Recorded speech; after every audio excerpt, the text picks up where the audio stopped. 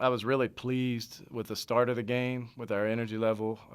Coming off a finals week, I was a little concerned how much rust we would have. Thought we looked pretty decent early, played with a lot of energy, and then as soon as we started subbing, that energy level dropped after we got past the first or second sub, and that can't happen, and that's part of. I'm hoping that's just a youth thing, and we have to learn that and grow from that experience. But was real disappointed after that and how we played the rest of that first half. You got to give Blue Mountain credit; they were 7 of 9 from the three-point line, but those were people that were supposed to be up on them, touching them, and not letting them shoot. So, we had a lot of breakdowns, and then came out, talked about it at halftime, had a little discussion, and then came out in the second half and played the way we should have. Only 4 turnovers in the second half, and shot the ball well, really ran the offense and got wide open looks and did a much better job defensively. Still had some breakdowns, but that's going to happen. But recovered from them much better and just played a lot better in the second half. Yeah, that's what I noticed. I mean, you guys, I think, opened up like with a 13-4 run at the start of the third quarter there, and I mean, after kind of giving it back to them at the end of the second quarter, you kind of reestablished yourself there, right? Right, and part of that, unfortunately tonight, part of that was we didn't sub. We went too deep on the bench there for a little while. We didn't go into our bench. We went to the bench liberally early in the game to try to give everybody a chance to play early in the game. I wanted to try to give as many people as possible an opportunity in the first half so that they could go out. We've had some good practices this week. Been very pleased with the entire team in practice this week.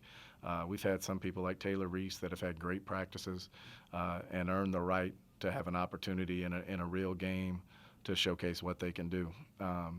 So we made that decision ahead of time. This is something we're going to put these kids out there and see what happens. And not all of them were ready. There were some that gave a few good minutes here and there, but not all of them were ready. Then in the second half, when we made substitutions, the energy level picked up a little bit, like it should. When somebody comes in off the bench, they're rested. They should raise the energy level of the game. And in the second half, I thought that happened. I thought Azie Smith did a great job guarding the ball early and really set the tempo for our defense. And then as we subbed, I thought Bianca came in and did a nice job. Michaela Manley came in and did a really nice job, considering how much playing time or how little playing time she's gotten. She came in and played with a lot of energy and played with confidence on the offensive end as well. So was pleased with how they did in the second half. And for Michaela, that was her first three-point basket in a Racer uniform Right. too, and with her being a local girl and stuff like that, so.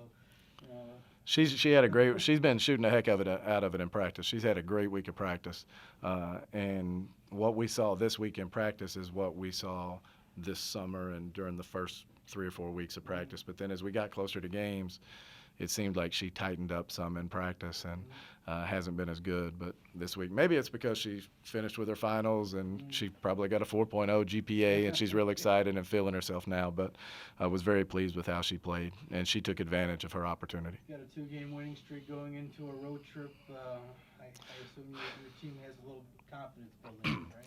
Well, we should. We're, again, notwithstanding the second quarter and the last half of the first quarter, tonight we've played pretty well the last couple of games, and really didn't play poorly down at Central Arkansas. Just couldn't throw it in the ocean, and had a tough, close game against SIU where we were in the game with a minute to go or so against a really good team, but. It's a tough road trip. Jacksonville's playing very well. It's a team that we beat here last year, so they have that motivation going for them, and they're playing well. And they went up. I think they lost by 5 at Wake Forest today. So they go into an ACC gym in front of a record crowd. They had some kind of special attendance deal, and had over 8,000 fans in the building. A Wake Forest record, and Jacksonville hung with them. It went right down to the wire.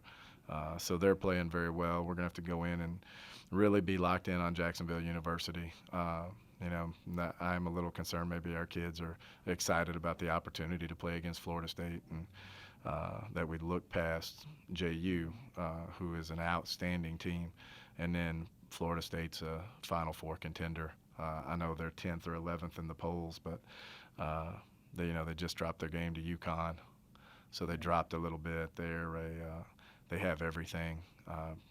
You know, I've watched them some. I haven't spent as much time on them as I have on Jacksonville, but just their size, their athletic ability. They have shooters. They have a great point guard in Romero. So it's going to be a tall task, but we need to go in and just focus on ourselves and doing the best we can do. And you never know. There's a reason they play the games.